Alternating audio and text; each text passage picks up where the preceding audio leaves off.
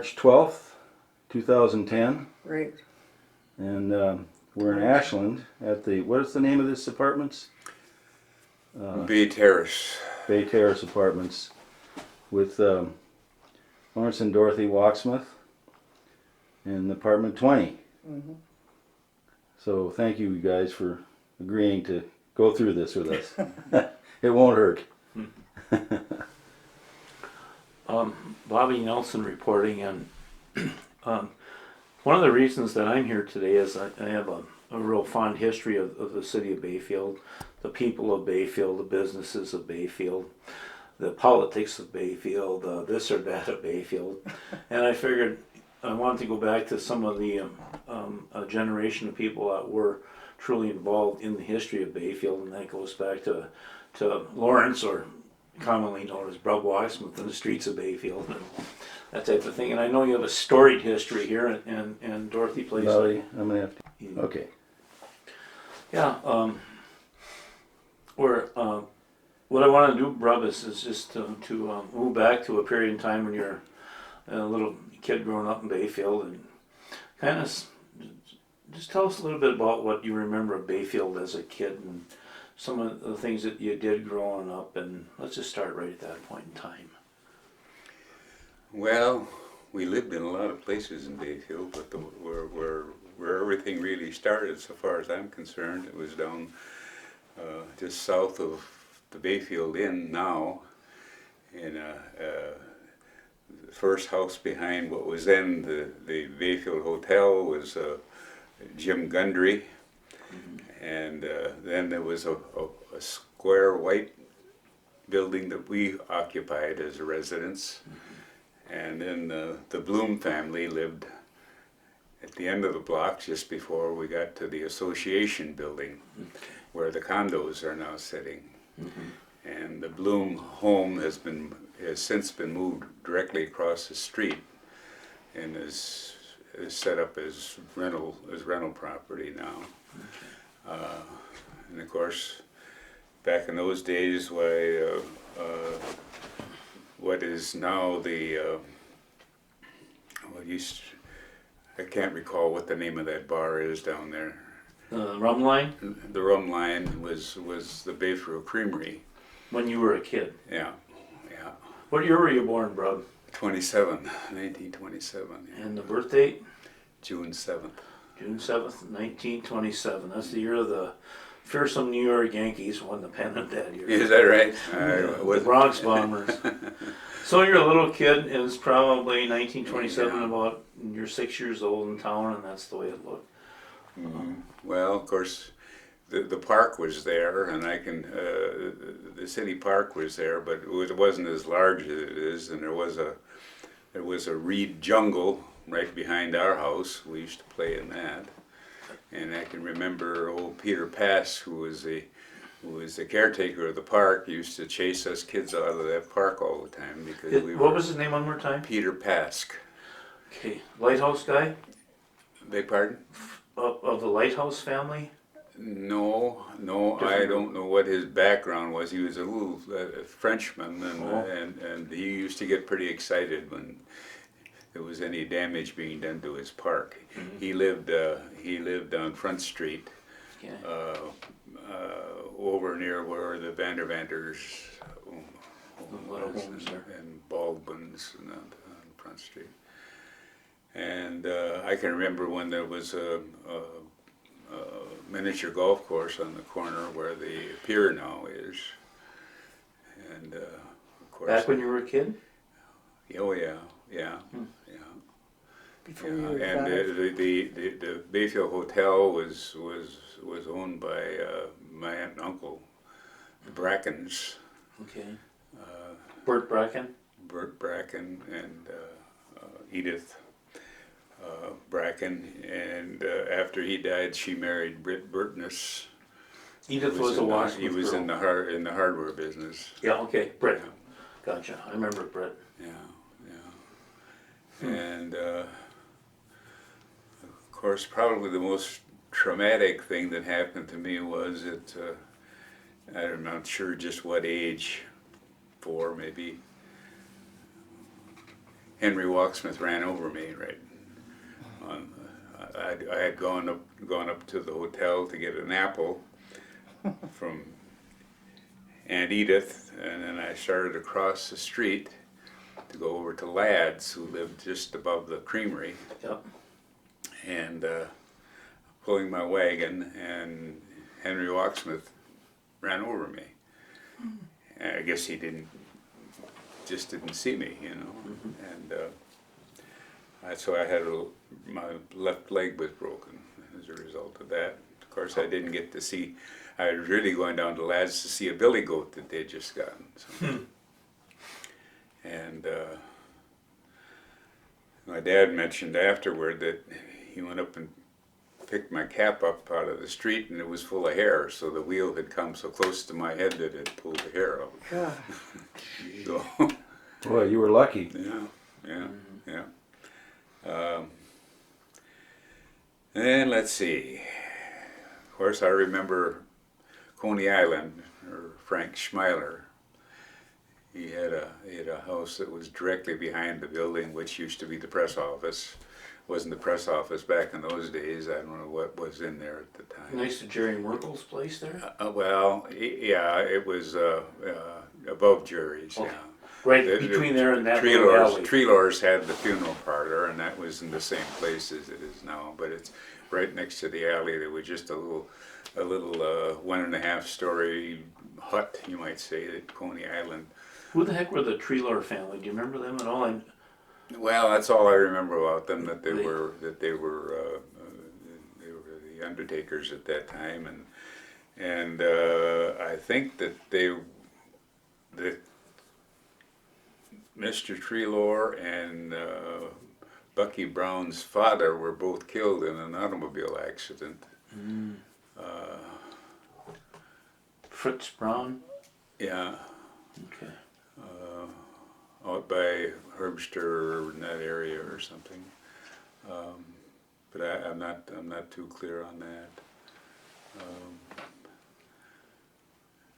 So you're a pretty young kid, and you've just come out of the world with a broken leg, and probably never did get to see the billy goat that day, I would guess. Well, I'm sure I eventually did, but that was one of the things I remember. And of course, another time, speaking of Coney Island, now that building on the corner was occupied on the first floor as a shoemaker shop, and I don't know what the nationality of the shoemaker was. He was a little guy anyway, and I can remember coming home from school one day and Coney Island or Schmeiler was laying on the sidewalk up on one elbow, and blood was dripping off his head. And apparently he had gotten into a fight with the shoemaker, and the shoemaker took his cobbler's hammer and Plugged them between the lookers. That's a pretty vivid memory. I hadn't really seen anything. Best one I've ever heard of. Yeah. So, yeah. What did you guys do as kids in town? What were some of the things that, like, who were your good friends when you were a kid? And tell us a little bit about your life as a kid. Did you play baseball? Did you swim? Well, I was actually, I was one of a family of 7 children. My oldest sister died shortly after birth, and then my youngest sister was 20 years younger than me, and I was the only boy in the family, so I had them coming and going. So friends. Well, one name comes to mind, Art Hargrave, Banjo, we called him. He and I peddled the Duluth News-Tribune under his mother's supervision back in those days. And of course, Art was he was a diabetic, and he kind of played Russian roulette with diabetes. He had swellings on his, I remember, on his arms and on his legs, where he always had to inject his insulin, and of course he would eat a candy bar and go take an injection, or you know, To balance he it was out. kind of irreverent about about any protocols. Yeah. And of course, it eventually cost him his life, which is the sad part of the story. How do you get the name Banjo? Banjo, I don't know. Huh? I don't know how that came about. Oh. Oh, we did all things most kids do. Of course, as far as friends, it was the Myers boys, Robert. Robert and Punksy. Morgan, or Squeaky and Punksy, Yeah. and They had a sister too, didn't they? beg pardon? Didn't they have a sister too? Yes, Lois. Yeah, Lois Ann Myers. Yeah. And we played basketball. I remember we were under the coaching skills of Chummy Chapey, Hello.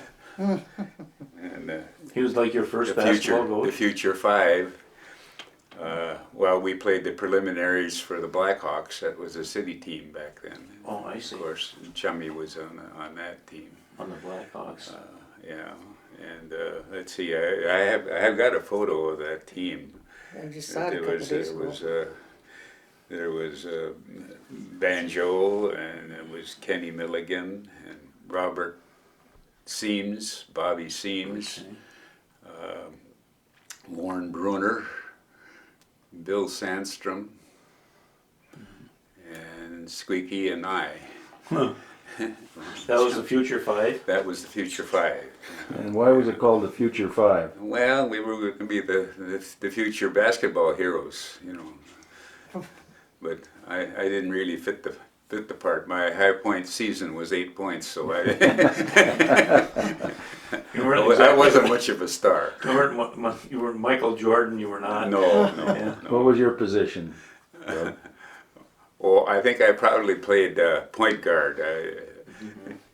I don't know if they called it that then, but Probably not. Yeah. What kind of scores would you guys run up in those days? well, they were fairly low. Like I say, I had 8 points for my best season. So you were a and- starter then. And no, I don't know. The scores were pretty small. Of course, the basketball court was pretty small too. Where'd you play in those days? In the courthouse, upstairs at the courthouse. Yeah. Was it a pretty nice facility by comparative standards, or? Well, that's all we knew, and you know, I suppose it was run of the mill. I mean, you know, most places had rather small. Did you drool when they finished the Bayfield gym in 1953? There, wish you could have played on that. I really didn't think about that. Oh, okay. I mean, it was just one of those things that kept us busy. That and the Boy Scouts, and you know,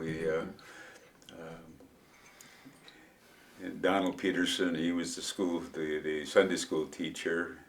Let's see, who was a Boy Scout master? I'm trying to think now. There were several. Just offhand, I can't think. We had Legis Morado when I was a kid. Yeah. When I was in Boy Scouts at the old Carnegie Library, that's where we used to be. Mm-hmm. Yeah.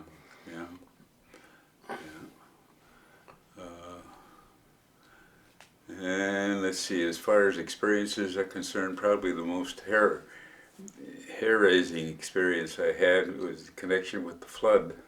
Mm-hmm. Of course, we lived right across, right Flood of on Broad 42. Street. Yeah, on Broad Street, and I can remember waking up. I had the front bedroom, and so I remember waking up at night and looking out and seeing all this fire. And of course, I could see the silhouette of the Standard Oil station against what was formerly the Bruner Drug and Johnson Food Shop building. Okay. And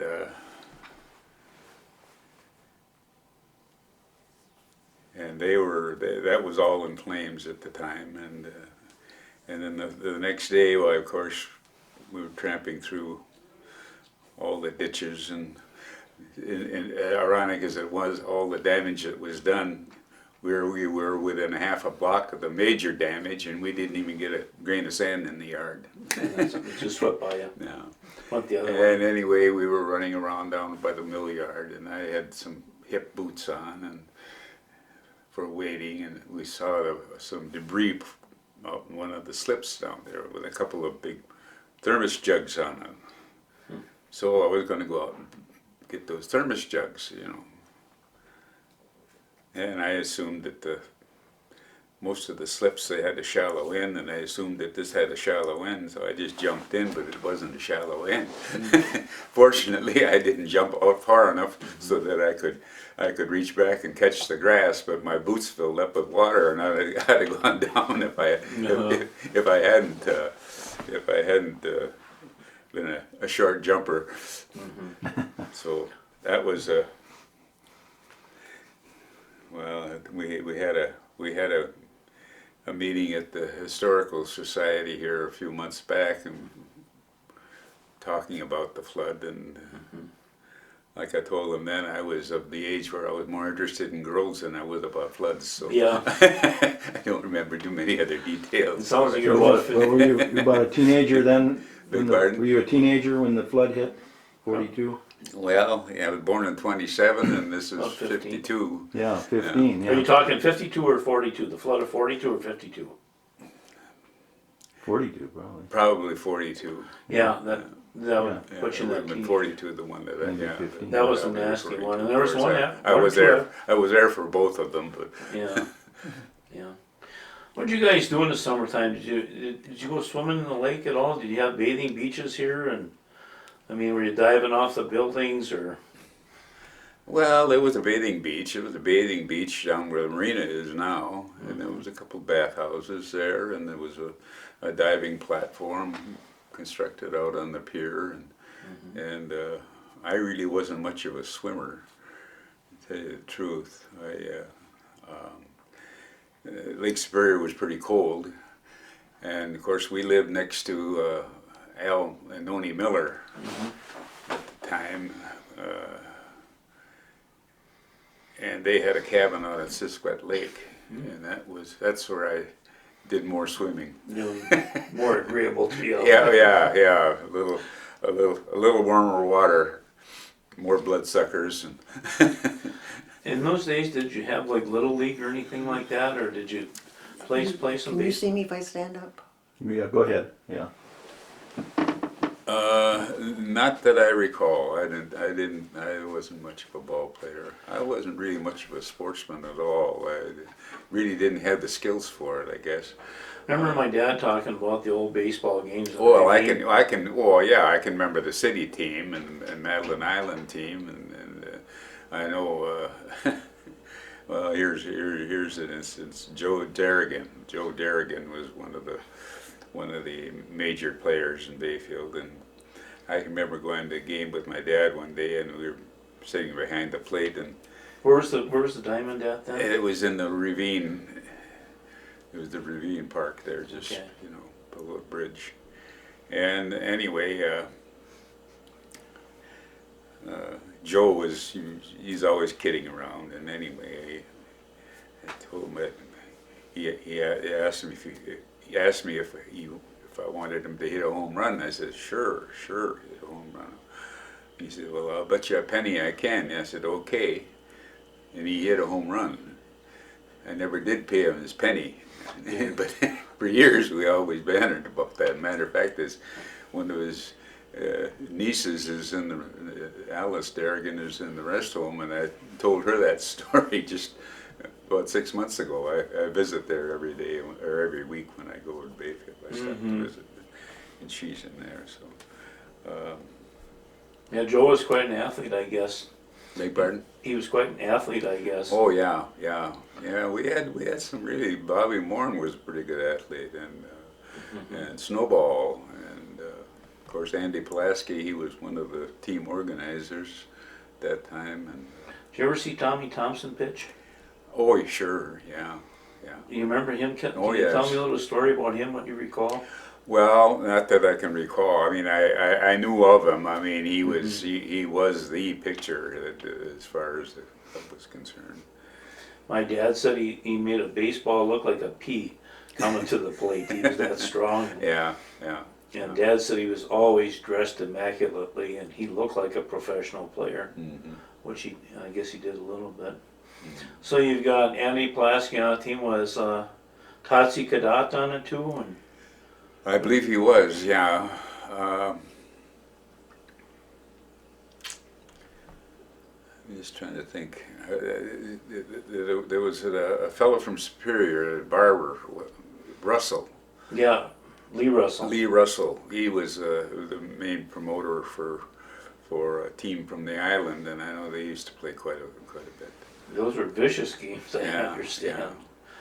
But like I say, I didn't personally. I didn't play very much. And I can remember one time being hit at the ballpark. There was a hole in the fence, and I was sitting there with my dad, and somebody ticked the ball, and it came right straight through the hole and hit me in the leg.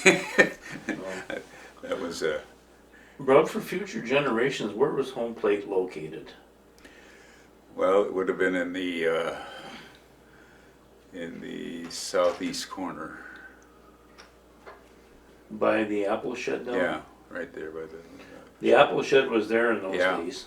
You're talking about in the ravine right below the They're right below the bridge. bridge, yeah. Yeah, where the sluiceway is now, Right. is about where home plate was. So this was before the flood. Yeah, when Yeah, he was- yeah, before the flood. Yeah, Oh, sure. right. Yeah, yeah. Yeah, I mentioned Bob. Mentioned Bob Seams. He was kind of the town bully. I was just He was. He was. I think.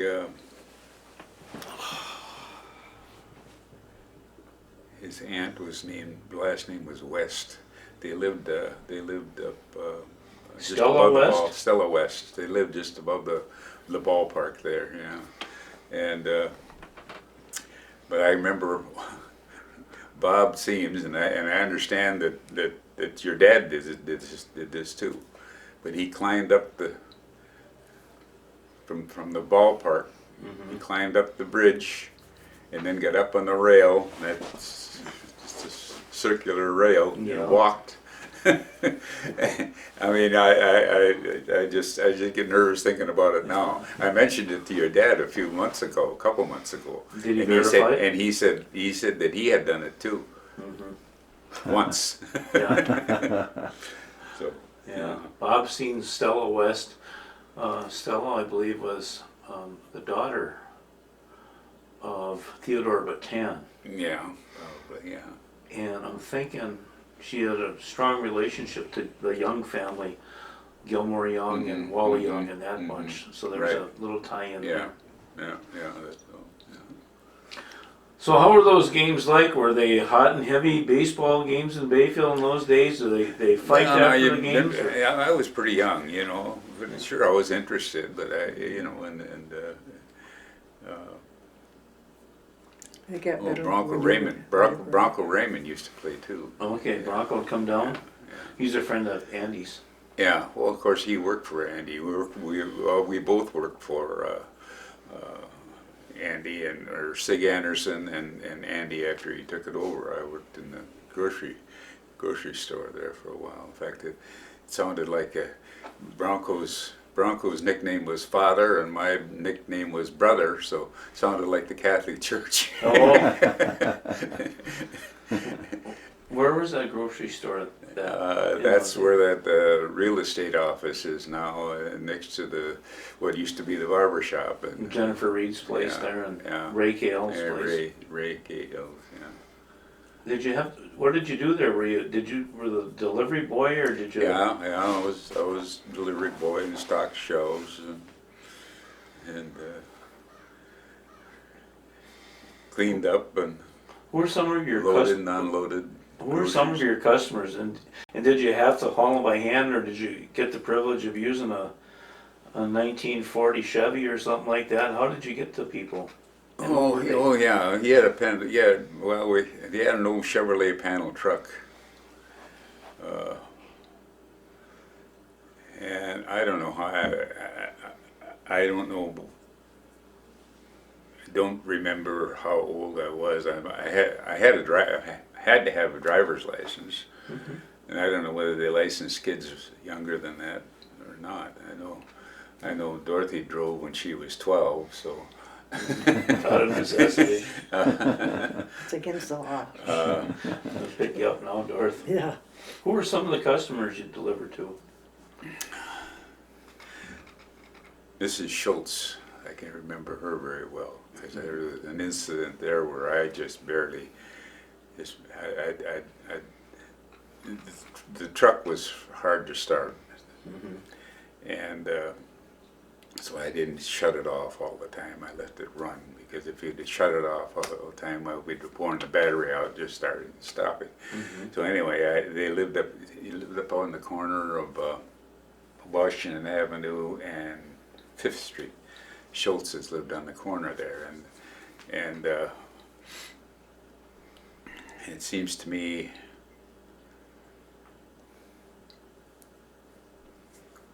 I think one of the Mrs. Schultz's sister was living upstairs, if I recall.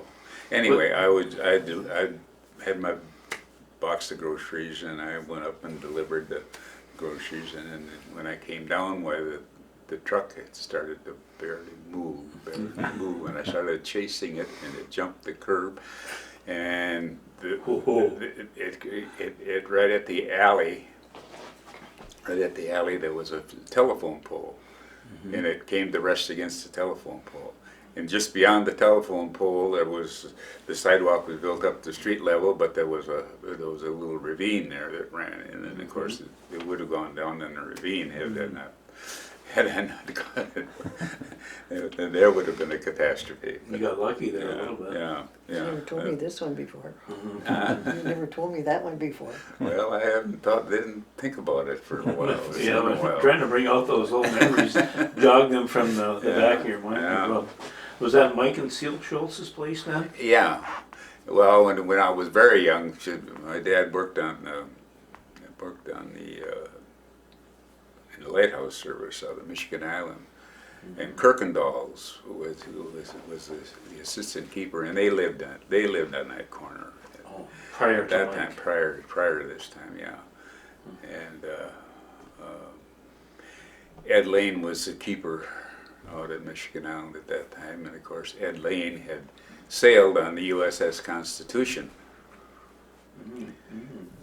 and then when my dad bought the house up on Broad Street, Okay. why, as was the custom then, you always enclosed porches and stuff, and so Ed Lane, and he was an old man then. If you go look at the house, the back porch had already been enclosed, but Dad wanted to put a deck on it and enclose that. Okay.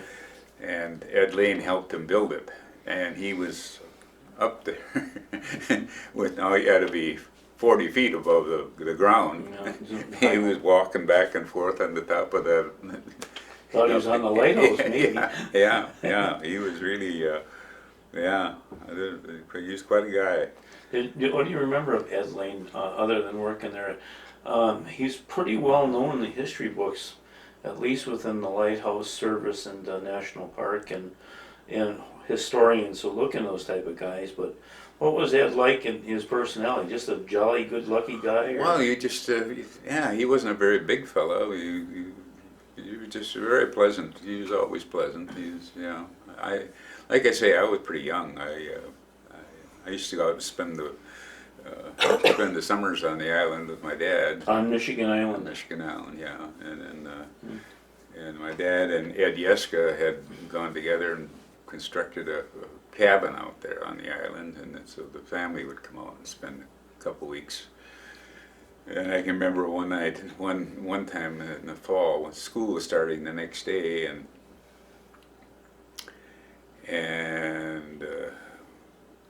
we had to get back to Bayfield that night, and a northeaster came up, and I can remember that boat ride. We were all huddled under a canvas in an open boat with a one lung engine going.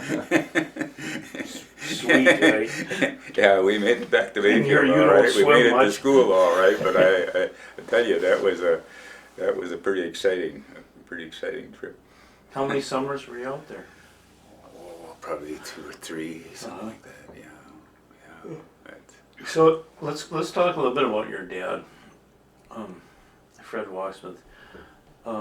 What did he do his whole life? I mean, Well, he was the crane operator on the old Bob Cook, the scow, and he worked in the lumber yards, of course. Prior to that. what year would your dad have been born? He was born in 1895. So He did died he was 69 years old. Was he born here in Bayfield? Yeah, Mhm. yeah. 95. So when you say the lumberyard, you're talking that he Yeah, worked for the Wachsmuth? old, yeah, the old lumber mill. You know, he worked in that, and Like about 90% of everybody else in town? yeah, yeah. In fact, his dad, when the lumber mill shut down here, he went out to Oregon, and in fact, he died out on the West Coast. He was working in lumber mill. That'd be your grandfather. His Yeah, I never knew him. What was his name? Alfred. Alfred Wachsmuth. Yeah. And his son was Fred Wachsmuth, and you're the grandson of And Alfred yeah, Wachsmuth. he had another son named Albert, and he lived in Washington or Oregon too. Mhm. They apparently went out there together, and Albert came back and visited. I met him once, but that's the only time. And why did they Of course, show? they had another brother, Lawrence, that I was named for. He died the year before I was born. And why did they come to Bayfield? And where did they come from? They came from Germany. In fact, I've got an obituary of Dad's mother that detailed that. I can give you a copy of that. You might find that interesting. But then of course Dad he was janitor at the high school for a number of years, and Yeah. So when he worked in the lumber mill for Wachsmuth, what did he do there? Was he a sawyer? Was he a filer? I really couldn't tell you, Yeah. Bob. You know, I know he was. Pretty young when he started there. Well, yeah. I was awfully young, and he. I know he suffered much during his life from ulcers. He practically lived on poached eggs on toast and stuff like that. He was just Couldn't handle it. yeah, Right? yeah.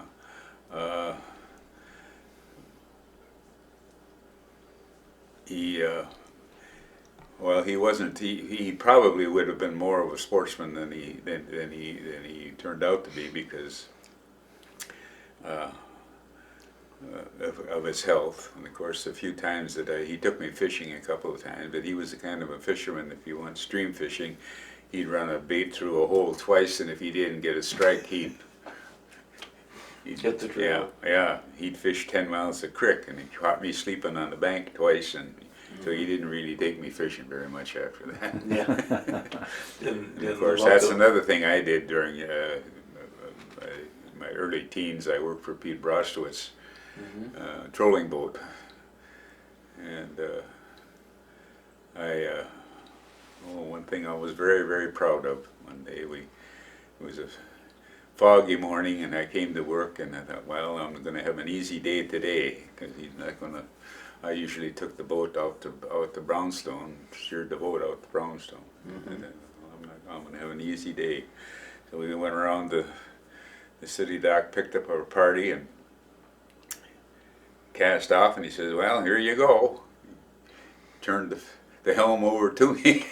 Oh gosh, and that thick and piece of- I had done it enough so that I made it to Brownstone. The only island I saw was a faint vision of Oak Island when we went by Oak Island. Did you have a time and a course then? Yeah, I had the courses and the times down and the memory. No sweat then, but Yeah, a lot of sweat. but and then we got I can remember one time I wasn't much of a venison eater. I didn't care much for deer meat. Till Pete and I, of course, he had the Leona, that, you know, that little peaked stern showcase. Fantail type of thing. Yeah, that had all glass. It was all glass. Why did I? Yeah.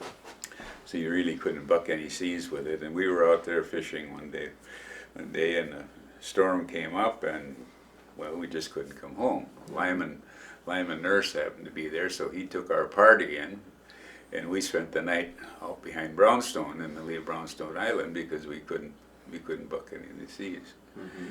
And I had to eat venison meatballs because that's all Pete had. How was the fishing out there in those days? It was good. Yeah. Well, Pete was a very good fisherman, though. He snagged half of the fish he caught. he just worked that hard at it, and yeah. Oh yeah. It used to amaze me that the way he could find his way around, and yeah. I think I worked 2 summers for him. He knows that Brownstone lake bottom like nobody's business. Yeah. Did you fish north of Brownstone then, out in that little hump, or? Well, I don't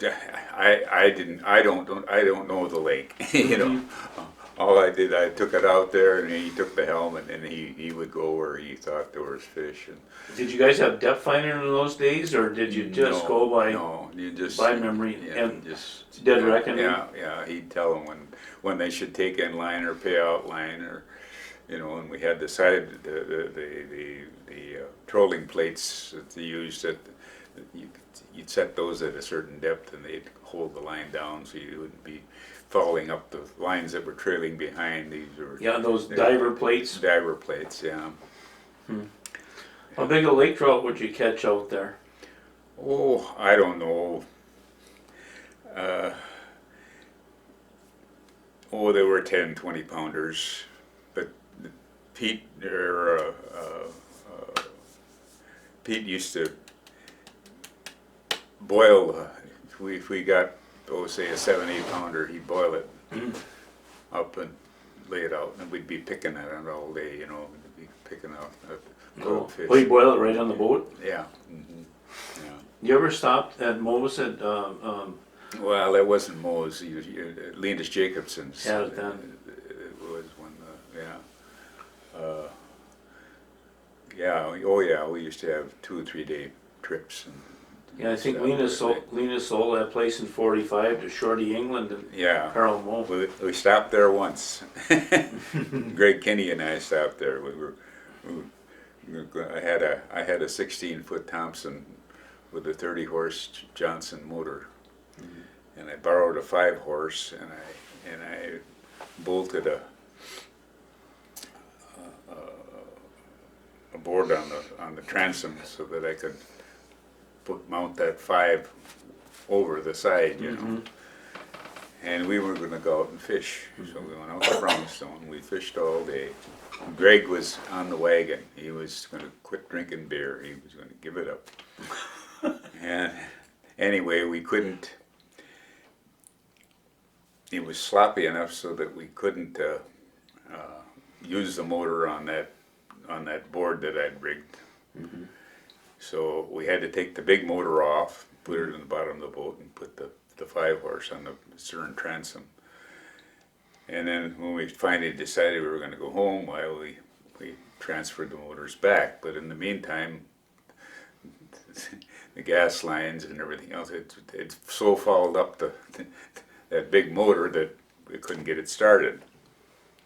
Well, I got down to where Joe LaBelle was the only fisherman left on that Brownstone, so he came over and threw us a line and towed us into Linus's, or it was Moe's then.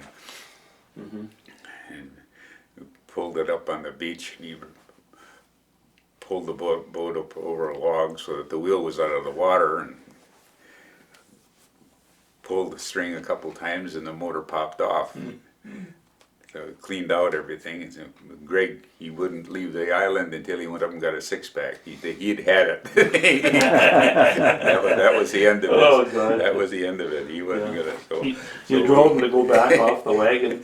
so we made it back to Bayfield. He was. They were living at Harbor Lodge then. That's when Oh, okay. Kinney's lived out at Harbor Lodge. So I dropped him off and I got home all right. But Yeah. So this was some kind of a store out there on, what was it and where was it? which one, Moe's or Harbor Lodge? No, Moe's. Moe's. Well, I guess I'd never been in it myself. I didn't go up to it, but apparently they had a bar up there, and of course they had cabins for to rent it out to the fishermen that had overnight trips. But that's all I knew about it. And where was it located? Which It was on South Twin Island. I knew Mo, but I mean he was much older than I was, and Shorty England was in the class Shorty. in 1931. They had Mo was probably quite a bit older than him, I would say, even, Yeah. wasn't he?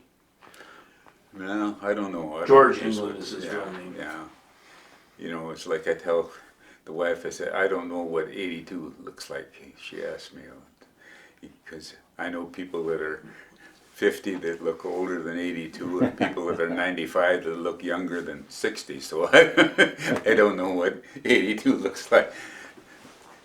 Yeah. When you talk older guys, you know, when you're young, you don't assign a number to anybody. Yeah, you it know? doesn't equate. Yeah.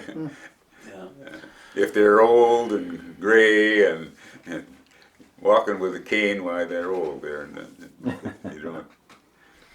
Rob, I want to get over to Dorothy in a few minutes, but I wanted to spend a little time going through the grade system. I haven't, in the archives of BHA down there, nobody's really talked about what it was like to go to Central School.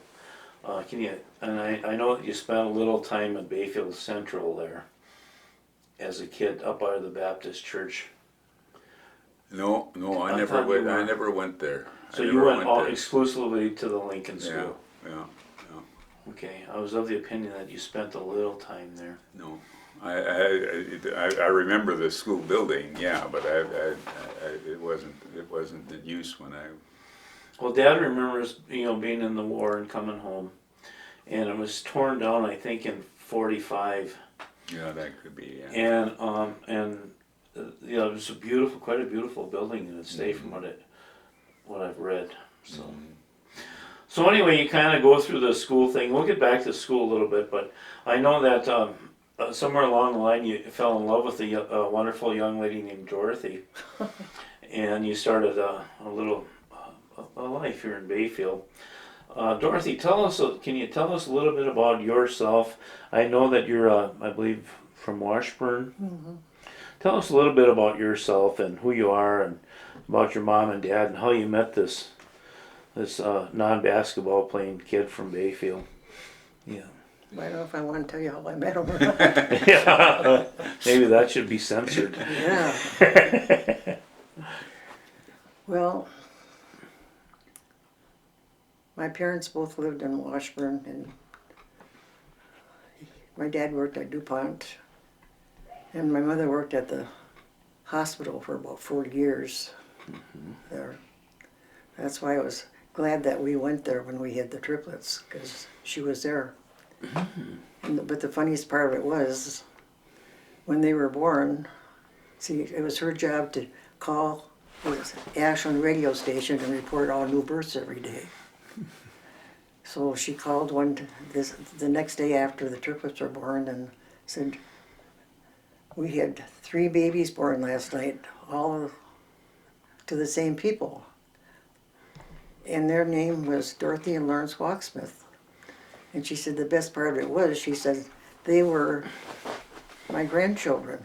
Oh boy, what a nice story. Yeah. Oh, she was so happy. Was she pretty proud? Oh, she was so happy.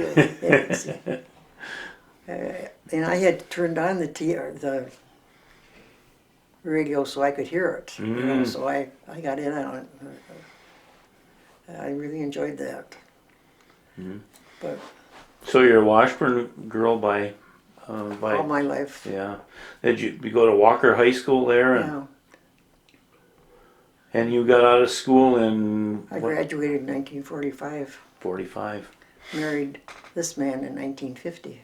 Oh, you waited 5 years. Oh no, it wasn't quite 5 years. So you got married in 50 though. Yeah, And what was your maiden name? Dorothy Steen, Steen. And, Steen. and who were your parents? Olga and Selvin. What nationality is Steen? Swedish. Swedish. Okay. So you get out of Walker High School. What was it like going to school in Washburn in those days? Was it a good school system? Yes, it was very good. Yeah. I enjoyed watching the sports and stuff. And then after I got out, they didn't have sports really for girls until a little bit later. So I got started right in that then. Because I always enjoyed sports. And I was a good basketball player. Well, I'll tell you what, all your kids were pretty good athletes. I especially remember Curtis being a very good athlete and Kim. Yeah. I'm not so sure about the other ones because I was in and out of their lives here, but I know that Kim was a heck of a baseball player. She was a good basketball player too. Yeah. She was good. A lot of talent. She's married to Johnny Ujak. Yeah. Yeah, they live in McFarland, In McFarland. right out of Madison. Okay. She worked at the hospital down there for, what'd she say, 22, 23 years? No. Can't be that long. Seems like yesterday she was in high school here. And she, getting forgetful. You know, I know that you've put a lot of hard hours, labors, raising families and stuff like that, and you've got a ton of experience raising, the 6 kids. And then I went to work for Marie Nelson at the clothing store. Maybe we should stay out of that experience too. I don't know. But No, I want to hear about that. was she the warlord that raised me, or Yeah. she was tough, eh? Oh, she and I got along good. Yeah. So when did you go to work for the store? Oh, what year was that? About how old were you? Well, it's after I was married. After you were married? Yeah. And had the kids? Yeah. Okay. After I had all the kids. Yeah. Okay. Well, they bought the store in '62 or '63, so Yeah. somewhere in that period of time, you may have been there very early. And then you guys lived downtown in Bayfield? We lived all over Bayfield. About 10 different places, I think. We had to keep on getting a bigger place all the time with Yeah. all the kids. Well, Kurt must have been born in '51, I would say. Yeah, he was born in July of 51. Then who are your other children? Do you? Kathy, she married a guy from Superior. And they'll be down tomorrow. Okay. So there's Kathy, and then Then Kim is next. yeah. And they have 2 kids, Kim and John. And then it's Deborah. She married Pat Miller. And he's coaching the young kids in Ashland. Or Okay. No, he did in Ashland, but they moved to McFarland. Okay. No, Wadena. Wadena, excuse Okay, me. Wadena. Okay. There's, thank you for reminding me. Yeah.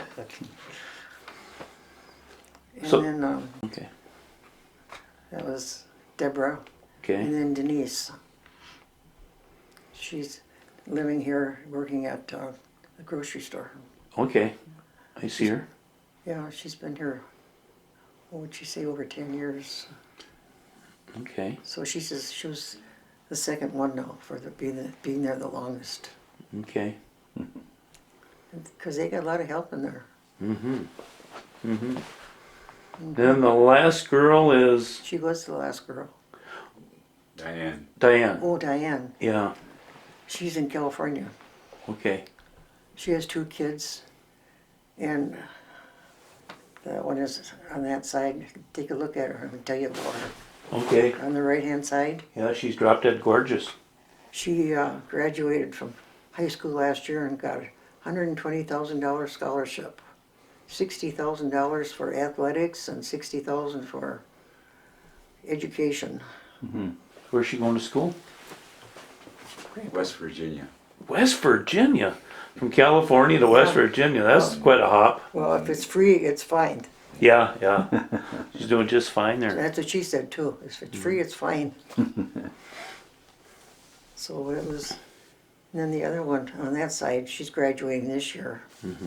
And we talked to her mother a couple days ago, and she said her mother said that they don't have a valedictorian or salutatorian in that state. So they asked her to be the speaker for the graduating class this year. So you have 6 children and how many grandchildren? 15 15 grandchildren and 4 great so far. in 4 But grades. there's going to be a bunch more coming. All right. I hope I'm alive then, for Yeah. a while anyway. Yeah, get to meet them all. Yeah. Brub, you got a young family now in Bayfield, 1950. You're starting out. What are you doing at this period of time? You come out of high school and did you spend some time in the armed services from like 45 to 50 or? Well, let's see. I sailed on the lakes on the Merton E. Far as a coal passer and fireman when I was 16. Ooh. And at 17, I joined the Navy. And I like to say that as soon as Adolf heard that I had joined, he gave up. He quit, eh? And then I went to service school for visual communications. And when I got through school and was ready to ship out, why Hirohito heard I was coming, so he gave up. Yeah, threw in the towel. But I spent 6 months in China, Shanghai, on Yangtze River harbor entrance control. And I was at the A-bound test of Bikini. Really? Yeah, and Did you see the explosion? yeah, two of them. Yeah. Okay. Tell us a little bit about that. What went through your mind? You were on a destroyer, or what the Yeah, heck? I was on a destroyer. We were on a.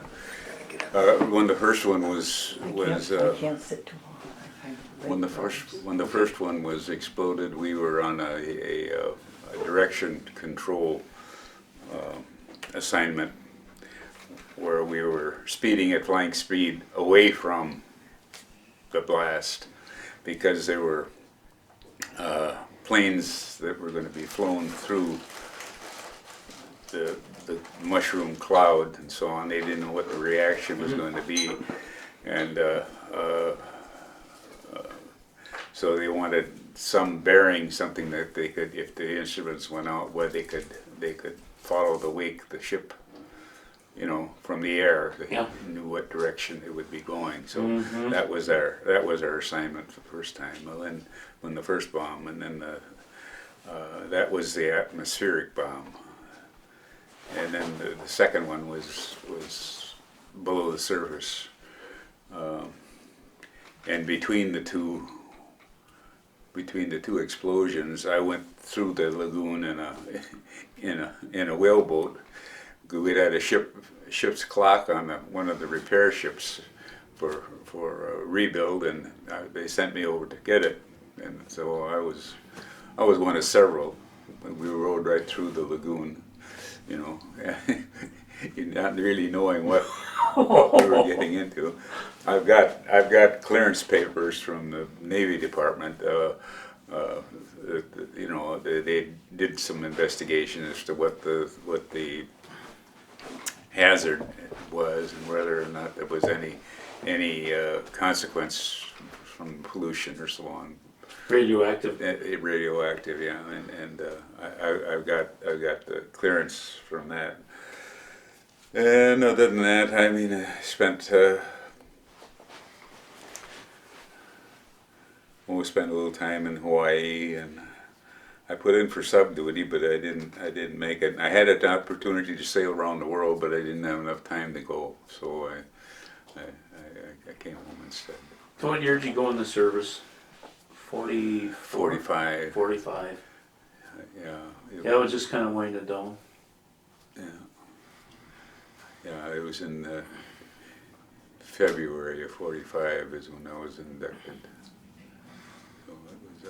Who was the commander of the Navy at that point in time? I can't remember. I can't tell you. I know that Leahy, I couldn't tell you. Nimitz. Could have been.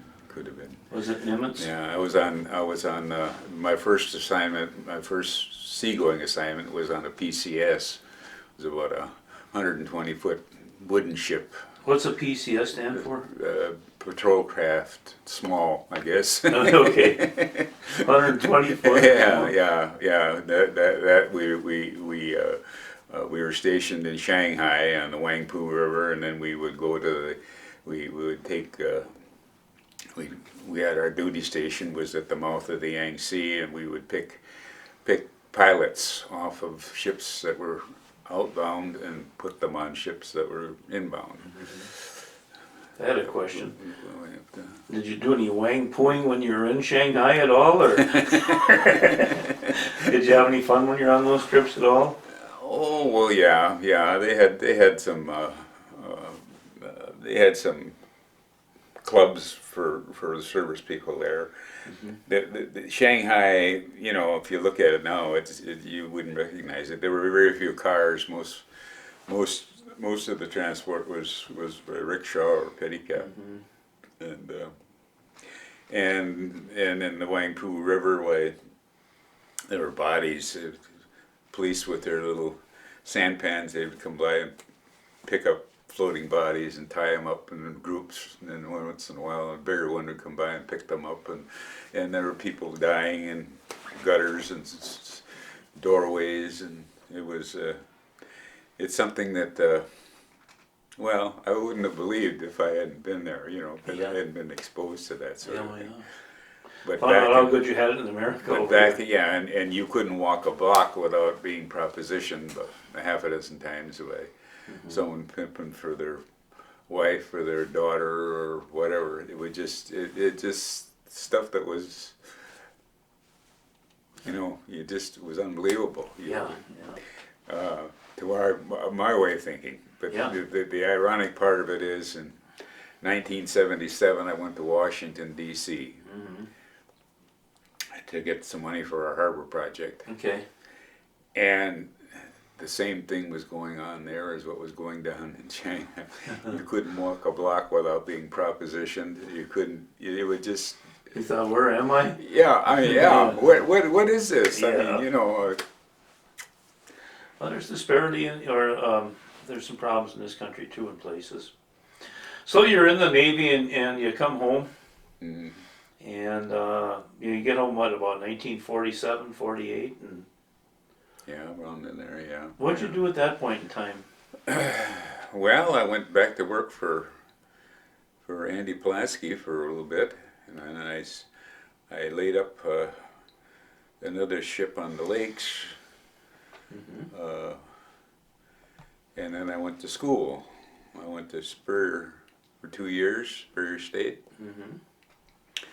and then I got married and figured I had better go to work, so I transferred to business college, Duluth Business University in Duluth. And got an accounting degree, a business school degree, and my first job was with the Northern Wisconsin Power Company in Bayfield. Really? Yeah. Who was running it then? Do you remember? Roy Okerstrom was the president at that time. And so I was there for 3 years, and then Lake Superior bought us out. Okay. And then so I went to work for Lake Superior in Ashen. Roy and I commuted for 3 years. Wow. And I was about to turn 30 years old, so I decided that we better, if we're going to make any changes in life, we better make them now. So we moved to California. Really?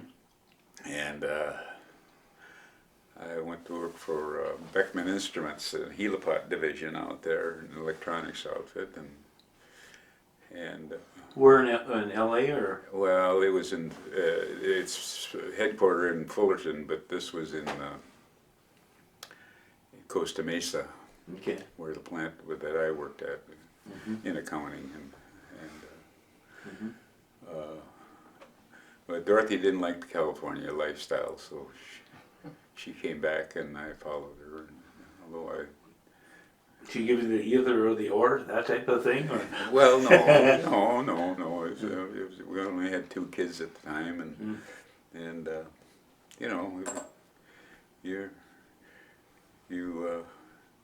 you do things democratically, you know. Yeah, there you go. She didn't care for it, and so I came back, and then I went in the insurance business at Hale O'Malley, Guardian Life Insurance. And You of got any course- good Hale O'Malley stories? He was a wonderful guy, Oh wasn't well, I have some, but I don't think I'd. Well, we interviewed Hale and heard a lot of his stories, Did you? and Roger too. Yeah. And Roger and Bobby Durham and Hale together. he? There were some sidekicks if there ever were some. Boy. Yeah. I went to a couple meetings with them, and it turned into. Won't go there. Yeah. Well, was he? What did you remember his dad, JP, at all, or Beg pardon? did you remember JP O'Malley at all? Oh sure. I knew JP. Not personally, but I mean I knew of him, and. I when you were talking to Dort about the triplets, I the day we went over and got X-rays to determine that we had triplets. Well, we came back and parked in front of the house, and Dort got out of the car and waddled into the house, and Henry Wachsmuth was just coming up the street. Old Henry. Oh, HJ. HJ, and asked how things were going. I said, going fine. I said, we just found out we're going to have triplets. He says, what? Yeah, 3 babies. And he motioned toward the door. The door had just gone through, and he said, oh, with her? Yeah.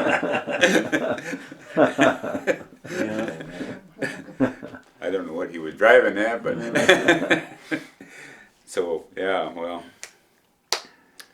I had to move because. So then being in the insurance business and not being too specialized in life, I went into all lines insurance. And Oh, I see. so I was in that for 25 years. What company did you work for? Can you refresh us with that?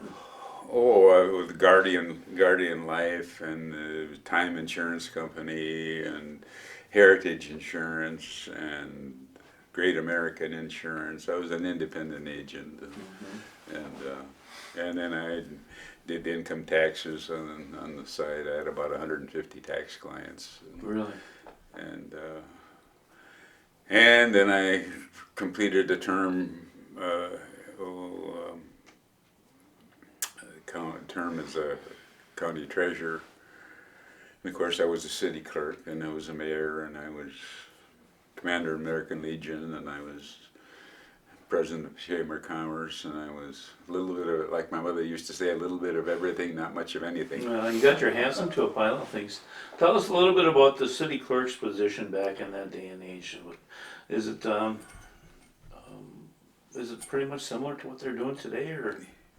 Well, it was closer to what they're doing today. It used to be that the city clerk and the treasurer operated off their own kitchen tables, and the council met at the library once a month, and that was it.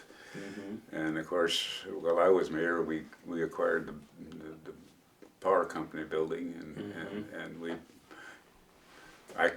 we combined the job of the clerk and the treasurer, and made a part-time, semi-full in an office setup, and so on. And so when I was clerk, why, because I had an insurance office, why that was kind of That was your office. I'm going to have to excuse myself. My age. Sure, we'll take a break. Okay. Well, Brub, we've just kind of discovered that you've been a Bayfield boy most of your whole life.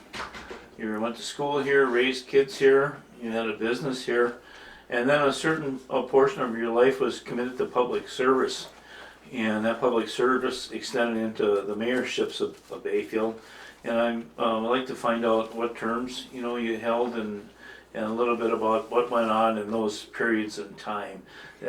Some things that you would consider to be your accomplishments, and even if you want to talk about things that went south on you too, that's fine. So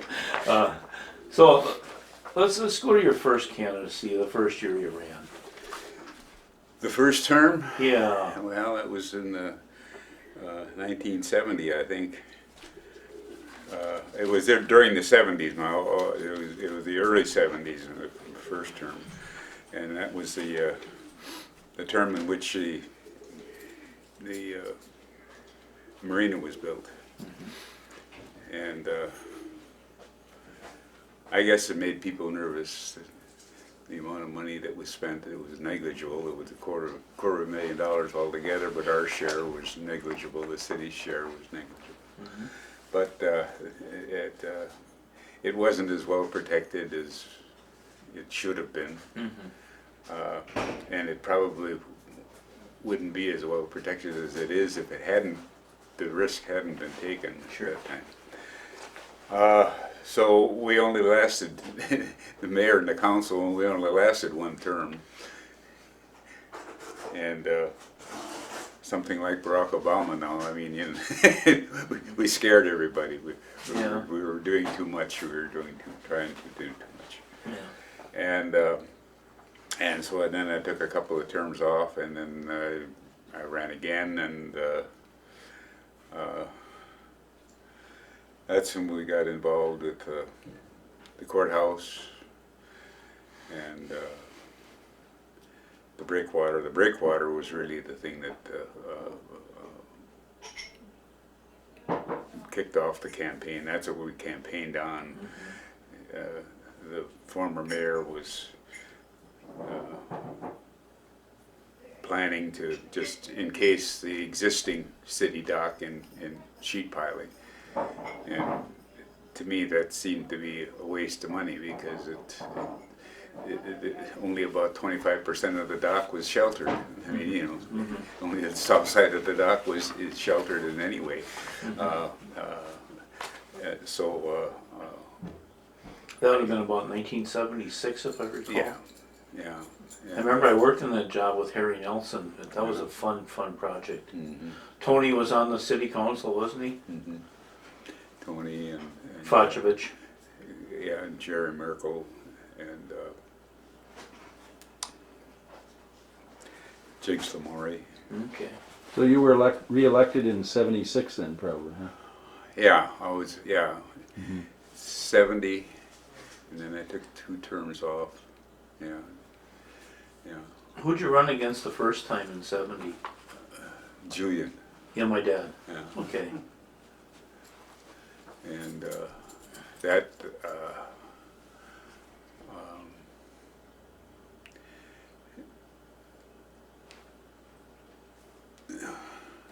yeah, 70. And then you wind up in '76. Who'd you run up against in '76 then? Was that Ed or? That was Ed. Yeah. Okay. Yeah. I can. Okay. Yeah. And then we got the breakwater, and then we got the courthouse, and we also negotiated a deal with the DNR for acquisition and rebuilding of the water utility. Okay. And we acquired the city hall. We did that during our first term at Okay. City Hall. Okay. And the water project was delayed a year because of the Vietnamese War. Vietnam War. Or Vietnam, because there was federal government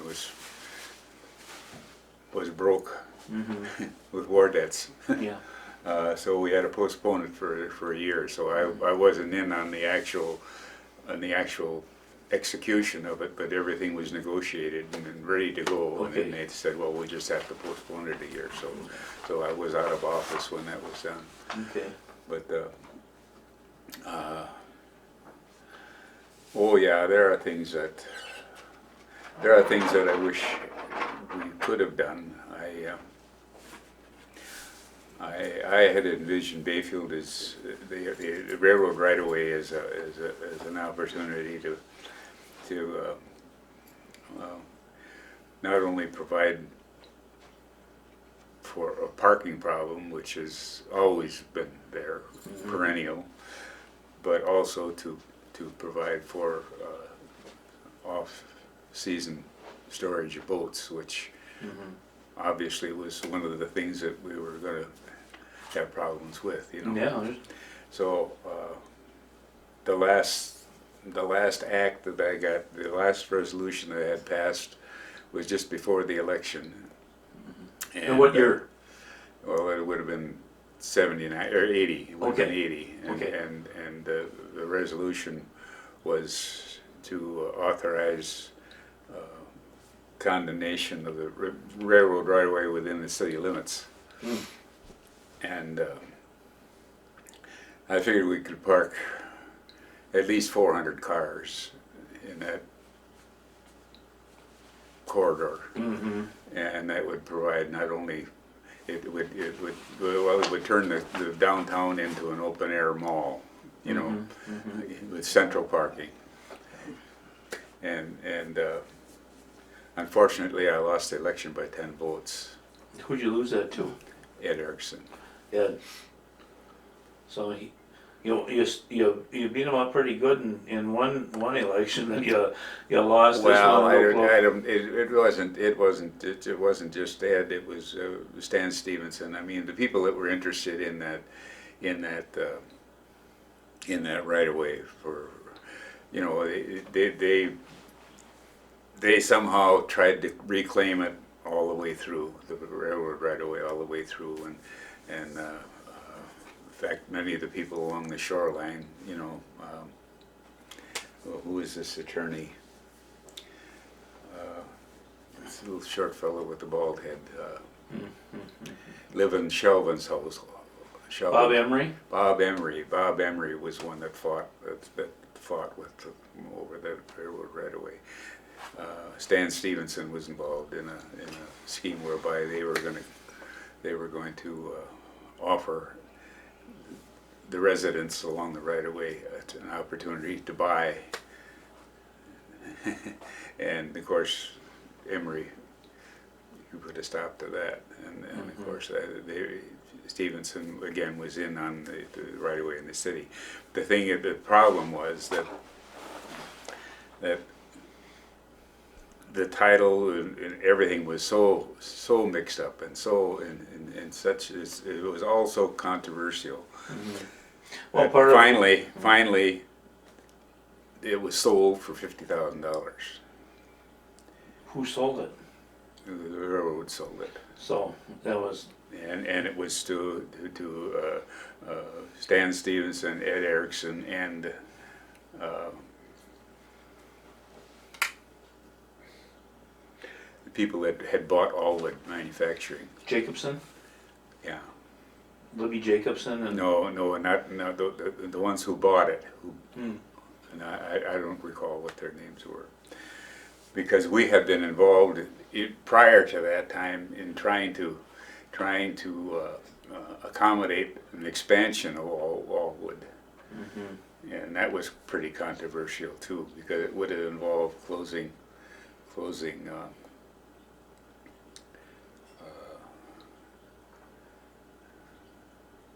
3rd Street, and oh, okay. yeah, you probably recall some of the discussions about that at that time. And then all of a sudden they wound up buying this railroad right away and dissipating it. But the thing is, the thing that triggered it for me was the fact that they bought it, and they bought it for a stated price of $50,000, which was a steal. Sure. If we'd have gone into condemnation without having established a value, well, then the sky's the limit. You know, you could debate that forever. But this was an opportunity, so I got the resolution passed. But unfortunately, it wasn't followed up on. Yeah. And And I think the city is still paying for it. I mean, there's been more construction on it now. Unfortunately, that bank building was put on there, second bank building, and the old turntable Well, building was expanded some more since then. Yeah, but there's still that lot across from the egg toss that's just sitting there. And Tom Glaus, and I talked to him about it when I ran in '98. I said, you know. Well, David Glausen's Dave spot, Glausen. where the old depot used to sit. Yeah. And I talked to him about it, and he said, well, that's he owns it. I think he still owns it. He said, that's my retirement. I said, well, I mean, if I could have followed through on it, well, we would have tried to negotiate something. That'd be a nice piece of property to have. Yeah. it would've been. But, you know, there is a problem of parking in Bayfield. There's just no question about it. It's posted, but it's not enforced. And what do you do? I mean, you You know. really only got 40 blocks of flat land, Yeah. you know, and that's Yeah. about it. Yeah. And this would have been ideal. It would have been ideal. It would have been like an open air mall. Just you have central parking, and you got the business district on the right, and I would have sought to have Highway 13 or take off Highway 13, you know, just at old HJ's corner there. Yeah, okay. Go right over the bank and go down into the parking area right there. And Oh, then I see. You'd have the you know, the waterfront property and the marina on the on the right, and the business district on the left, and it just would. Then you could enforce a 30-minute parking limit on Main Street, for example. I mean, there's no reason that you can do all the business you want to do in 30 minutes on Main Street, you know, and give other people a chance to. Yeah. Use it. And so it would have been, you know, you go at the Walmart right now, and you can walk further on their parking lot than you could walk through the whole city of Bayfield. You know, as far as convenience is concerned. more parking there than all this Bayfield. would, yeah. So that was one thing that I was disappointed that we didn't get done. But and another thing that I think would. The Park Service never wanted the courthouse building, but it was preservation, and Marjorie. Yeah. I mean, she was so persistent and the building wouldn't have never have been restored to the extent that it was without something like that. Yeah. So I was in favor of it at that time, but when it came up for renewal, I think that we should have let them go. We should have let the Park Service build what they wanted to build someplace else. And probably out along the highway where the Northern Edge restaurant is, for example. That would be ideal. They would have a natural takeoff from the highway, and then overlooking the lake, and they could set up what they really wanted, and then the city could take over a much improved courthouse building as the city hall or civic center. Now you've got a situation where there just aren't the buildings available. Like we used to have the Legion building for meetings. The Rebecca's had one. The Oddfellows had one. You know, you could. And one thing I think Bayfield needs very badly, and it would have been possible there to set up, say, a dental office and a doctor's office with a common waiting room, you know, and get, if you had one or two doctors that would come different days of the week or something like that, something that would bring some convenience to local people, that you could use the courthouse for that. We've lost the pharmacy up there. Yeah, you know, the city really, you have nothing for the local people to speak of. I mean, you know, there's one grocery store, and there's one hardware store, and one gas station, and Well, basically Bayfield's the size it was in 1870 yeah. in population now, and you just don't have the people, you don't have the facilities. They had more facilities in 1870 than they've got now, excluding, you know. I can remember when Bayfield had 5 grocery stores, for crying out loud. Yeah. 1,100 people. Yeah, yeah. You know, it's a shame. Well, of course, it's an altogether different situation now. I mean, Yeah. they're different people. It's not Bayfield anymore. Well, you know, Bayfield was exciting back in the day of the marina.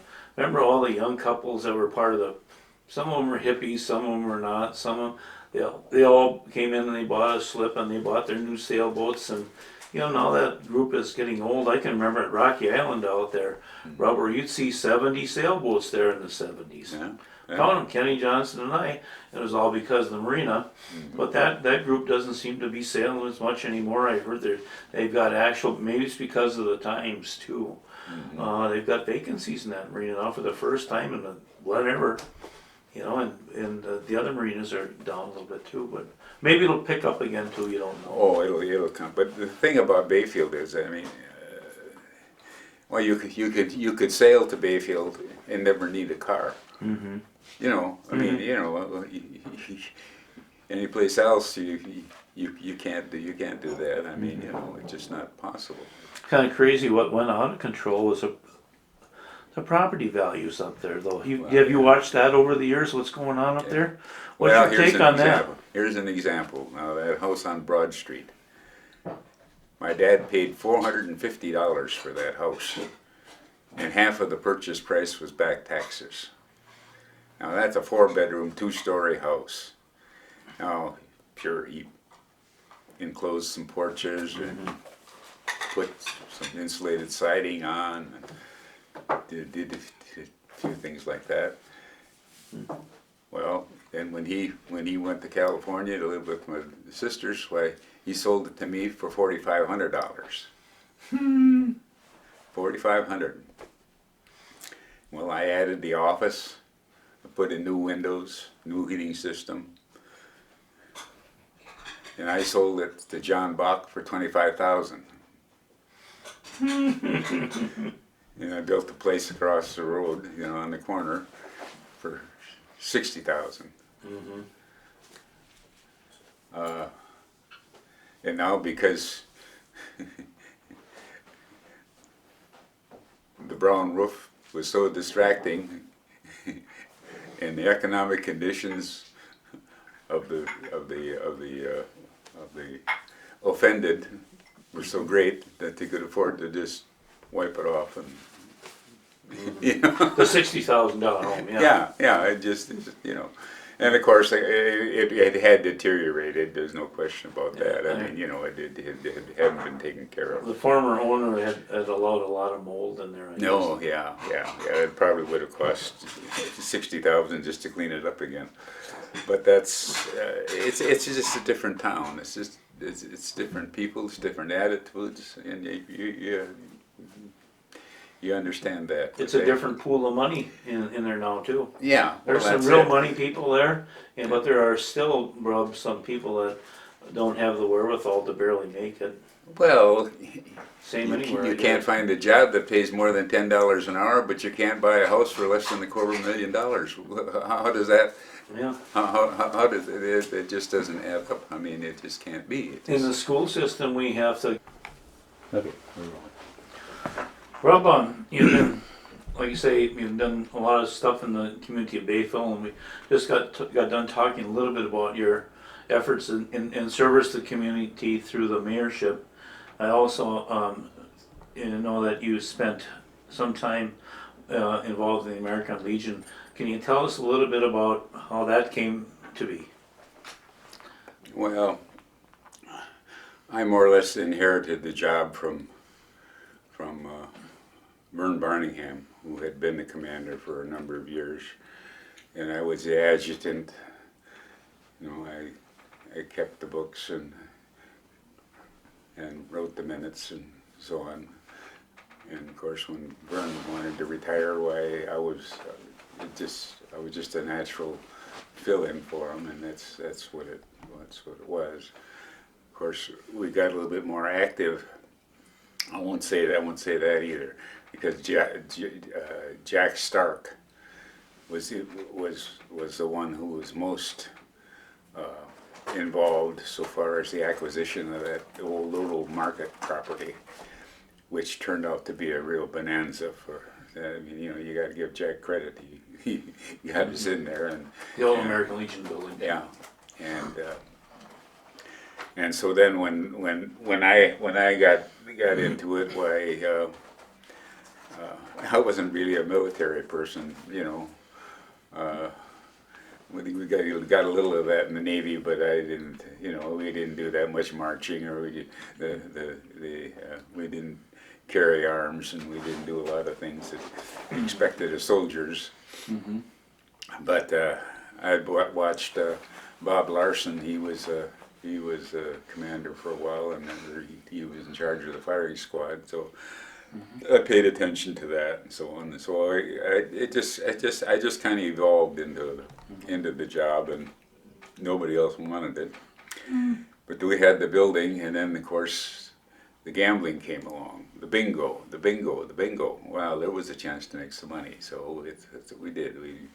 We started playing bingo, and that got to be pretty popular. That was before all of these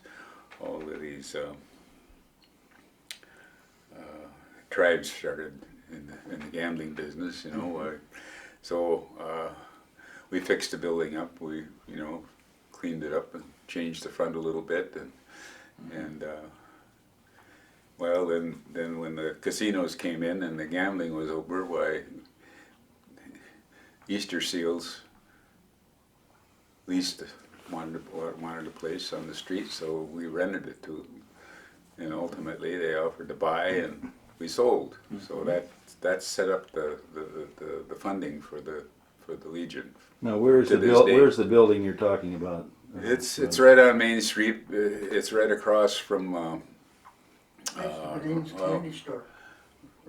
Huh? Next to Bedine's candy store.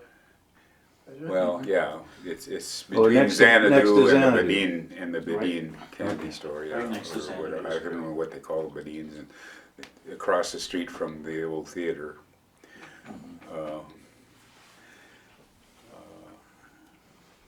So you sold the property to the To the Easter Seal Society, and that was done just before I went to California.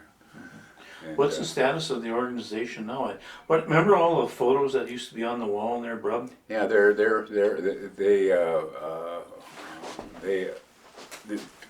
the organization moved to the Rebecca Hall for meeting purposes, and they had the pictures and stuff on the wall down there.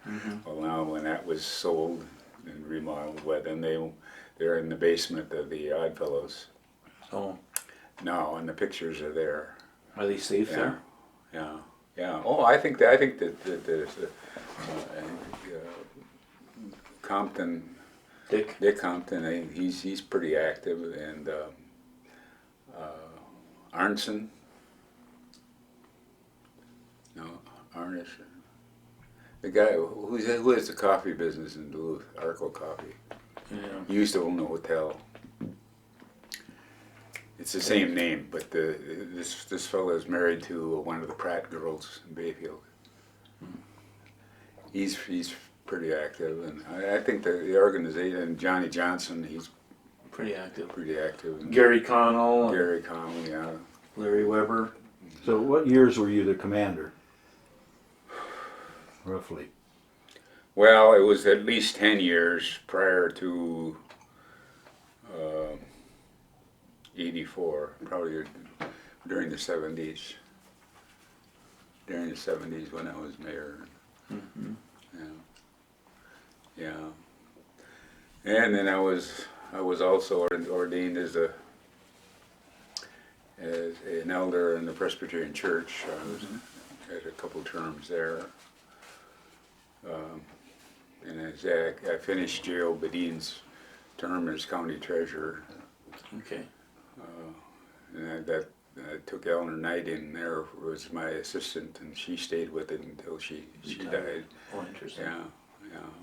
Rob, I know that one of the businesses we didn't get into was one of the features of my life was I'll never forget, you know, when old Iverson and his wife had the show house, and all of a sudden the Wachsmuth people take over. And I don't know how many hundreds of shows I've seen in the old show house. Tell us a little bit how you got into that business and you know, those type of things. Well, you remember Dale Naden? Yep. He wound up with the building. He bought the building. I think he bought it for $7,000. From Iverson. I presume it was from Iverson, yes. And Bobby Moore ran the theater for a while, but then he took sick. And This is the Harbor Theater you're talking about? yeah. And I hadn't.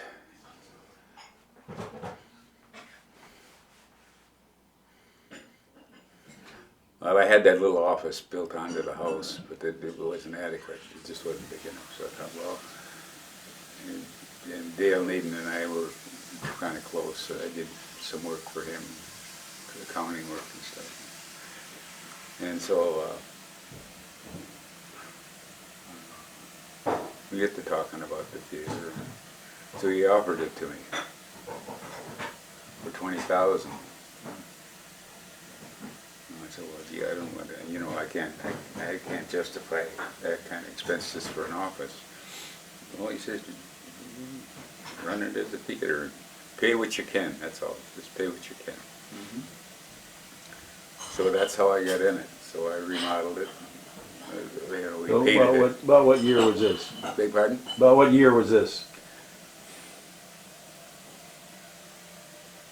That'd be About, 60s, 1960s. we were in there for 14 years. And I sold it when I left for California, and that So was about 84, so it'd be about 1970. Yeah. About 1970. So so it tore the old tin marquee off it and put up a cottage-like deal, and I used the lobby as an office and opened one end of it with the box office for the theater, and so I had my agency in there, and the agency paid $1,800 a year for the use of the front. And I put an electric heater in there, and ultimately another little furnace in the closet there because the electric was too high. So that's how we got started. And when Bobby couldn't run it anymore, well, I taught myself how to run it. So that's what we did. We just Tell us a little bit about the projectors that you had there. I know this is a wonderful little story on the boys. well, they're pretty old, and they had to keep them well oiled and give the film a lot of slack, and you had a carbon arc for lighting, and it's just something you grew into using. I was trying to think of the first movie that I showed, where I ran the projectors, and I think it was Sundance Kid. I think was Butch Cassidy and the Sundance Butch Kid? Cassidy and the Sundance Kid was the first show that I showed. Robert Redford. Yeah, and we tried running it all winter, but you couldn't justify the heat, you know, for that. So it became pretty much a seasonal proposition. And of course, we had the kids that could help out. You know, they could sell the tickets and they could make the popcorn and they could sweep the theater and stuff like that. So that part of it was okay, and it gave them something to do. What did it cost you to rent a movie in those days? I remember them coming in the real boxes or something like that on UPS or something. Do you remember what you paid? Well, usually it was $100 deposit. Yeah, that was the minimum, and sometimes it was just that. But if it was a good show, why then you had to pay a percentage of the gross, you know, and up to 60% or something of gross you'd have to pay. The best movie we ever showed was A Man Called Horse. And we filled the theater up twice one Saturday night, 2 shows, 7 and 9, and we were filled to the brim both nights, for both shows. And of course, the standards of I think we showed 3 R-rated movies, if I'm not mistaken. May have been more, but I doubt it. Carnal Knowledge. Yeah. It was one about airline stewardesses. I used a booker down in Minneapolis, and they set up our schedule. But when they rang in when I showed that stewardesses deal, I mean, there was nudity in that damn thing, and I said, what in the hell are you guys doing? So I quit them right there. Oh. That was it. No more. I'll book my own shows. But there was Cardinal Knowledge and that one and one other. But for the most part, I stayed with PGs and Gs and Walt Disney's, and that was good. It was good stuff. And the Doris Day, Rock Hudson's. The island kids were the island was a good patron of the theater. I mean, it's something for the kids to do. They probably saw all the shows before in the cities, because we weren't getting them firsthand by any means. They come every Friday night on the Garhauer and Interval. Yeah. Now, were you only open on weekends, or? Yeah, pretty much. Friday, Saturday, and Sunday and Monday. Matinees? Well, once in a while we'd run a matinee if we had Disney or something like that. Yeah. How many did that theater seat? How many seats were in there? Well, God,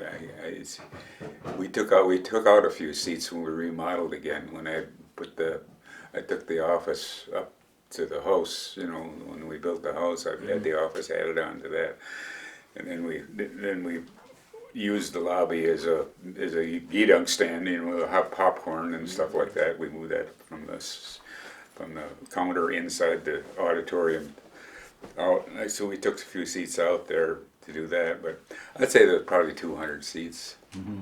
Was there a balcony? No. No balcony. Just you come in, go down. Yeah. Yeah. I can remember the tile walls in there, the red seats, the exit signs. Yeah, we reupholstered the seats. We reupholstered the seat bottoms, and painted the interior. And it was a nice little. Did you make any money at it, or was it? No. In fact, I summarized from 1972, up to a close, and I think my highest gross was 26,000 something a year, and I lost money. The only years I made money was when I transferred $1,800 rent to the from the insurance business to the theater. That provided a little profit. So it was just one of those things. It was just one of those things that you do and you do and you do and you Well, do. Brooke, what a wonderful compliment to the community that was. There are so many kids that have great recollections of that. I remember the old Doris Day movies, and remember Godzilla Attacks New York, and all those type of. Well, it was something that the small towns don't have theaters anymore. And there's a reason for that. And of course now that's the only reason. Like even Ashland, he's got 4 screens there now because you can't rent a film for less than a month. You got to take it for a month. Yeah. You got to lease a film for a month. So if you're going to change a different picture every week, well, you got to have 4 screens to show. You couldn't operate that way anymore. And of course, when I went to California, I leased it to the Chautauqua people for $5,000 with option to buy, and then the 5 would apply to the purchase. And I think I was asking $50,000 for it, and of course it didn't work out for them. So I remember them using, like when Coco Taylor was there and stuff like that. They had those type of things in there. They brought in that in that period of time, so it was used a little bit anyway. Yeah, yeah, yeah. It, I can still smell the popcorn in there, yeah. and I can remember the smell of the men's urinal over there when Bobby Moran had it. And, you know, if I, you know, some things never leave you in life. In those days, so. Yeah, it was interesting. It was interesting. It was just another activity, something to keep me busy. Yeah, it was good for the community though. There's a lot of kids. Well, I had a lot of kids. It was cheap for me to run the theater and pay for the kids to go. All my kids got in free. Yeah, or put gas in the car to go to Ashland. Yeah, right. Yeah. It's well, I can remember. You remember Oscar Larson? Yeah. He used to be kind of active over in the Port Wing area, and I used to go over and stay. His wife was my aunt, and I used to go over and stay with him once in a while over there. And they had a town hall, and every once in a while they'd rent a 16 millimeter film and show it for the town. You know, that was. And that's kind of that's how I kind of pattern my activity. So you remember that and just Yeah, it's just something to do. Who'd you finally sell to then? I sold to Bedeen's. I came back from California. I advertised ahead of time that I was going to be there, and it was for sale, and I put a $40,000 price tag on it, and it went. Good. Yeah. So. Yeah. Oh, it's the Brownstone Center, right? Yeah. Every time I walk down those slanted floors in there, though, I can see Carolyn and Curtis kissing over here at one movie, and you know, Greg Morado in there, and Well, we even tried to turn that into a recreation hall. We had a pool table and a jukebox. And, I remember that. Yeah. When we had the popcorn wagon and the popcorn and the ice cream and stuff up in I front. remember that. In front, and then we just opened up the doors and the kids go down, and down in front they had the jukebox and the pool table, and a few kids took advantage of it, but it wasn't no. It wasn't like big Bill success. Smith's pool hall. No. Remember that? No. Yeah.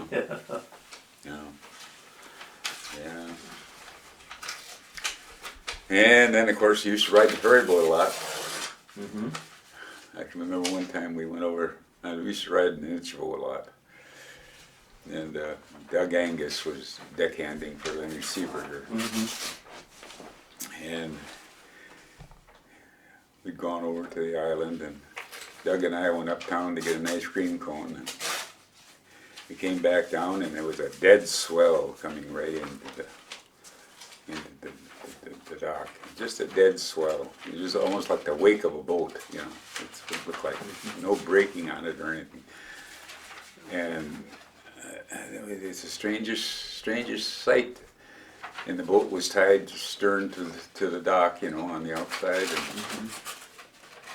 And we got down to the boat, and all of a sudden, all hell broke loose. The wind just picked up. Everything was flying. And Leonard told Doug to go out and untie the boat, and he went down and got the motor running and the engine running. He had it under a trap door there. He went down and he had to do something to it to be sure it did run. And Doug went out to untie the boat, and he pretty much got washed off the dock. He came back in. He was about probably 19 years old. He came back in crying, for crying out loud. He was so scared. So Leonard grabbed the axe and went out and chopped the lines off, and then we went out in it. And I had a little captain's cap, you know. Kids always had those little white captain caps with the little visor on, you know, and the cross anchors and so on. So I was up there by the wheel with the helm, and I looked out the door, and off went my cap. Well, it was just a heavy squall is what it was. We got back to the dock, And I remember there were trees down all over, and they were concerned about Diane Seeberger. She and her boyfriend had been out in a canoe or something, and I guess there was some big to-do about that, and so on. You know, about 3 years later, Gary Russell came up to me and handed me my cap. He picked it up on the beach. Oh, you're kidding. Yeah.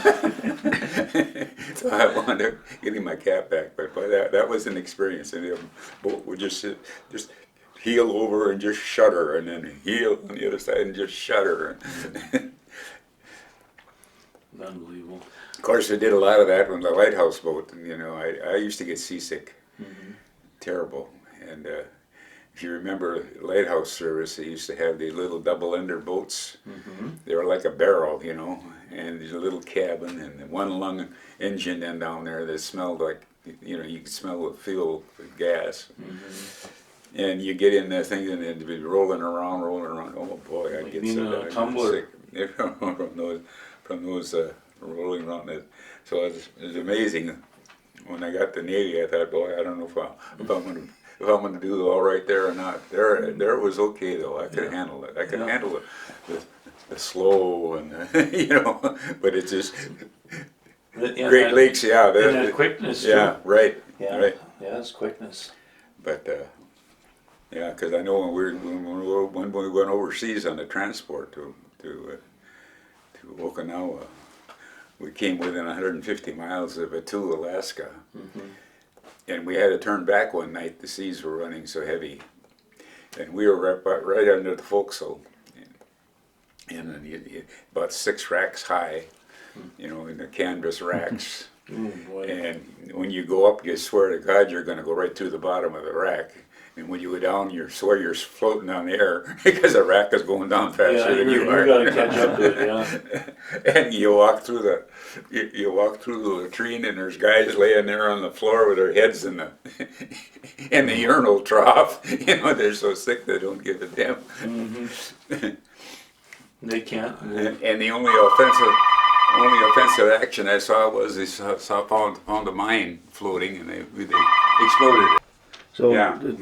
describe this one, Rob. That picture there. Who's on that picture again? Theodore Ernst, Theodore Ernst and German fella. He's in that house that's 2 doors above the gas station there. You know, it's the fellow who's active in the Brevolds. Yeah. Lloyd Goldman owned it for a while, and Jerry. Yeah. And what is this contraption here? What is it? Yeah. I don't really know. I'll tell you what it is. It's the old Bayfield sawmill. Well, yeah, that's By the water. where it is, but what it is, I don't know. Yeah. You know. This is part of the Bayfield sawmill from about when would you say? Oh, that's before my time. 1900. Yeah, right. Yeah. Really in the old days. Yeah. 1915 maybe. Yeah. Okay. Well, It's your family. and Denise is the front one here. Kathy, Diane, Deborah, Yeah. Dorothy, Kim, Kurt, You're in the back. and I'm in the back. Is that Kim now? You got it? Oh, sorry. Yeah. Propped up there. That's Kristen White. Who's in that picture? Well, In the front? father and mother. Your father and mother? Yeah. What are their names? Fred and Anna Okay. Wachsmuth. And then going from right to left, there's Catherine, Jean, me, and Lois. Mm-hmm. Now there's there's 2 other, well, there's 3 others, One of the good kids of all times. but there's one other living, Linda, who's next to Lois. She's the one that's 20 years younger than I am. Yeah. So this is when you were in the service then? Yeah, This this is is when I was in service. Probably taken about 1945, 46, Yeah. somewhere in there? Okay. Go in there. Maybe going from the lower 3, who are they? Warren Bruner, Bill Sandstrom, Art Hargrave. And who's up on the, And the top one is Kenneth Milligan. from which way? He's on the This left. is from the left left to right. Left to right in the back Yeah. row. Kenneth Milligan, Hmm. Bob Seams, Chum Chapey, Robert Myers, and me. You're on the far right Mhm. in the back. Mhm. And so you're in what grade then? About then? 5th grade, 6th grade, Oh, I seventh. imagine about that. I 7th grade maybe. The future 5. future 5.